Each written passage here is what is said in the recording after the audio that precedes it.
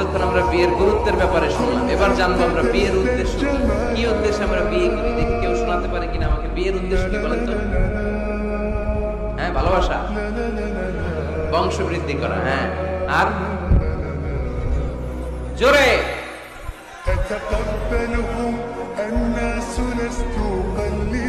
জিনা থেকে বেঁচে থাকা, মাশাআল্লাহ। আর পরিবার গঠন করা, মাশাআল্লাহ। আর নেক সন্তানের বাবা হওয়া, তাকে কোরআনের সৈনিক বানানো। আর জান্নাতে একসাথে যাইতে চাই, এটা একা যাবো না, এতিরে লই যাবো, মাশাআল্লাহ, একসাথে যায়।